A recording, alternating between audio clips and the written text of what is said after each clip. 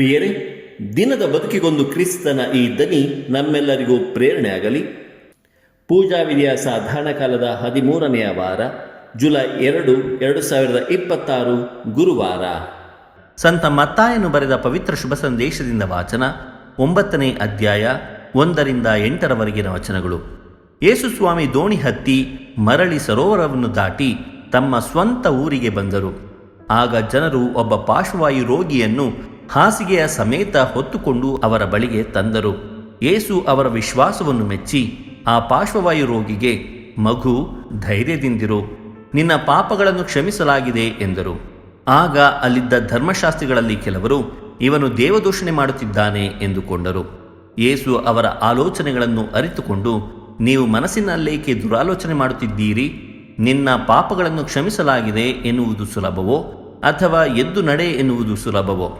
ಭೂಲೋಕದಲ್ಲಿ ಪಾಪಗಳನ್ನು ಕ್ಷಮಿಸಲು ನರಪುತ್ರನಿಗೆ ಅಧಿಕಾರ ಉಂಟೆಂದು ಈ ಮೂಲಕ ನಿಮಗೆ ಖಚಿತವಾಗಬೇಕು ಎಂದು ಹೇಳಿ ಆ ಪಾರ್ಶ್ವವಾಯು ರೋಗಿಯನ್ನು ನೋಡಿ, ಎದ್ದೇಳು, ನಿನ್ನ ಹಾಸಿಗೆಯನ್ನು ಎತ್ತಿಕೊಂಡು ಮನೆಗೆ ಹೋಗು ಎಂದರು. ಅದರಂತೆಯೇ ಆ ರೋಗಿ ಎದ್ದು ಮನೆಗೆ ಹೊರಟು ಹೋದನು. ಇದನ್ನು ಕಂಡ ಜನರು ತಲ್ಲಣಗೊಂಡರು. ಮಾನವನಿಗೆ ಇಂತಹ ಅಧಿಕಾರ ಕೊಟ್ಟ ದೇವರನ್ನು ಕೊಂಡಾಡಿದರು. ಪ್ರಭುವಿನ ಶುಭ ಸಂದೇಶ. ಕ್ರಿಸ್ತರೇ ನಿಮಗೆ ಸ್ತುತಿ ಸಲ್ಲಲಿ. ಚಿಂತನೆ. ನಮ್ಮ ನೈಜ ವಿಶ್ವಾಸವು ದೇವರ ಆಶೀರ್ವಾದವನ್ನು, ಕೃಪೆಯನ್ನು ಆಕರ್ಷಿಸುತ್ತದೆ. ಪ್ರಭು ಯೇಸು ಕ್ರಿಸ್ತರಲ್ಲಿ ನನ್ನ ಆತ್ಮೀಯ ಸಹೋದರ ಸಹೋದರಿಯರೇ, ಇಂದಿನ ಶುಭ ಸಂದೇಶದಲ್ಲಿ ನಾವು ನಮ್ಮ ವಿಶ್ವಾಸ ಮತ್ತು ನಮ್ಮ ಸೌಖ್ಯದ ನಡುವಿನ ಸಂಬಂಧದ ಬಗ್ಗೆ ಓದುತ್ತೇವೆ. ಜನರು ಪಾರ್ಶ್ವವಾಯು ರೋಗಿಯನ್ನು ಯೇಸುವಿನ ಬಳಿಗೆ ತಂದಾಗ ಯೇಸು ಮೊದಲು ಆ ರೋಗಿಯ ದೈಹಿಕ ಸ್ಥಿತಿಗಿಂತ ಹೆಚ್ಚಾಗಿ ಅವರ ವಿಶ್ವಾಸವನ್ನು ಮೆಚ್ಚಿದರು. ರೋಗಿಯನ್ನು ಹೊತ್ತುಕೊಂಡು ಬಂದ ಸ್ನೇಹಿತರ ವಿಶ್ವಾಸ ಮತ್ತು ಯೇಸುವಿಗೆ ರೋಗಿಯನ್ನು ಒಪ್ಪಿಸಿಕೊಡುವಿಕೆ ಇಲ್ಲಿ ಮಹತ್ತರವಾದದ್ದು. ಯೇಸು ಕೇವಲ ದೈಹಿಕ ಕಾಯಿಲೆಯನ್ನು ಗುಣಪಡಿಸದೆ ಆತನಿಗೆ ಪಾಪ ಕ್ಷಮೆ ಎಂಬ ಆತ್ಮದ ಸೌಖ್ಯವನ್ನು ಮೊದಲು ನೀಡುತ್ತಾರೆ.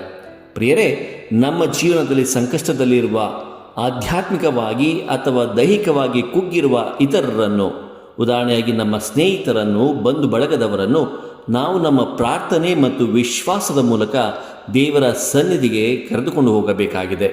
ನಾವು ಕೇವಲ ಬಾಹ್ಯ ಕಷ್ಟಗಳ ನಿವಾರಣೆಗಾಗಿ ದೇವರಿಗೆ ಪ್ರಾರ್ಥಿಸದೆ ನಮ್ಮ ಹೃದಯದ ಶುದ್ಧೀಕರಣ ಮತ್ತು ಪಾಪ ಕ್ಷಮೆಗಾಗಿ ದೇವರ ಸನ್ನಿಧಿಯಲ್ಲಿ ಧೈರ್ಯದಿಂದ ಬೇಡಿಕೊಳ್ಳಬೇಕಾಗಿದೆ.